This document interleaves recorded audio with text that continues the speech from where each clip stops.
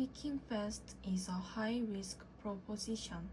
It's nearly impossible to maintain the ideal conditions to be persuasive, well-spoken, and effective when the mouse is traveling well over the speed limit. Although we'd like to think that our minds are sharp enough to always make good decisions with the greatest efficiency. They just aren't. In reality, the brain arrives at an interaction of 4 or 5 possible things to say and sit idling for a couple of seconds, considering the option. Making a good decision helps you speak faster because it provides you with more time to come up with your response. When the brain stops sending navigational instructions back to the mouth and the mouth is moving too fast to pause, that's when you get a verbal fender bender, otherwise known as filler. Yeah, you know, and like what your mouth does when it has nowhere to go.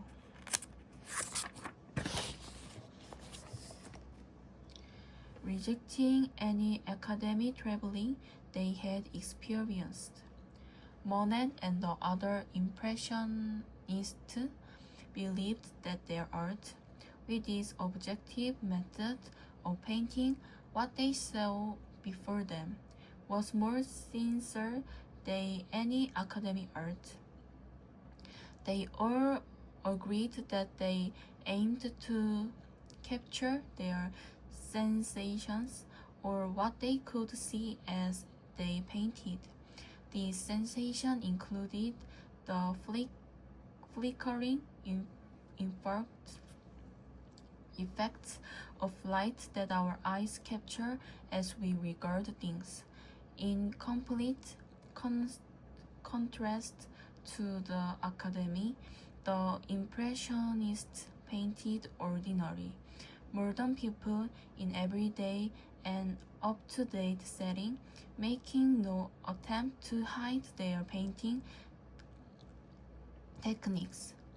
The academic system was started originally to raise artists standing above craftsmen, who were seen as manual laborers, so emphasis was placed on the intellectual aspect of art. They avoided symbols or any narrative content, preventing viewers from reading a picture but making them experience their paintings as an isolated moment in time. Plans assist when they need to be competitive and when it is more prudent to be collaborative. To make this kind of decision, they weight the energy cost relative to the benefit for improvised growth and persistence. For example, although a plant would generally attempt to grow taller than a closely situated neighbor for preferential access to sunlight, if the neighbor is already significantly taller and the race is likely to be lost, the plant will temper its competitive instinct. That is, plants compete only when competition is needed to improve their ability to support their own growth and reproduction and has some likelihood of success. As in all organisms, the evolution, development, and growth of plants depend on the constant and intense competition. Once competition the needed result. They cease competing and shift their energy to living. For plants, competition is about survival, not the thrill of victory. Mechanization speed up vertical movement.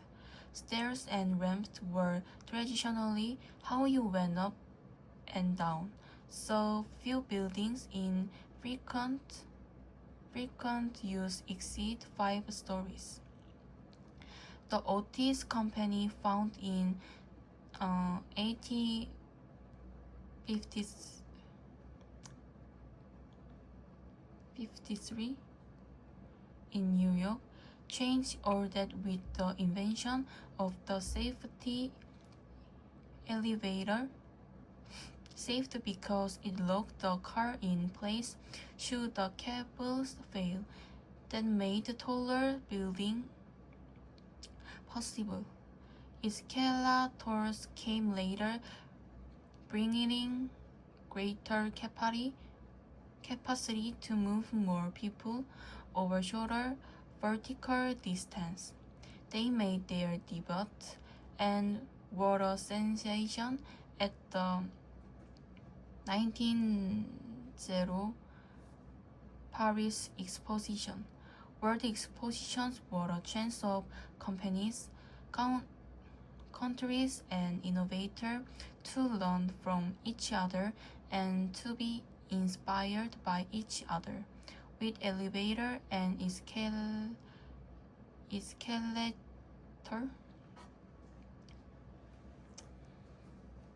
sites could now spread underground. With deep basement, subway antennas, and upward with high-rise building, as well as outward, the modern cityscape of Richie Manhattan is still the iconic exemplar was created. If you wanted to be entertained in a theater before the 19th century, you could not avoid the fact that you were at some level participating in a dialogue, a conversation either with your fellow member of the audience or with the actor. The idea of the audience sitting in the dark and watching the stage in silence is a new thing.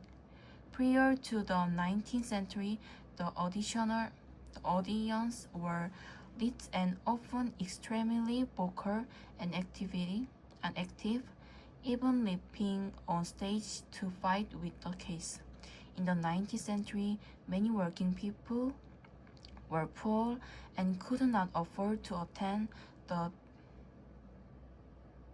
theater or have the time to join social group, as they had families and children to look after. It was author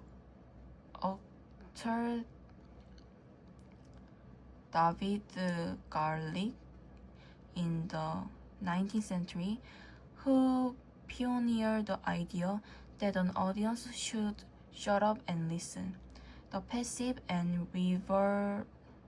reverential silence in which today's actors can endure themselves is a new phenomenon, as of course is the cinema, where our surrogates on the screen can unfold their stories on a word of our response.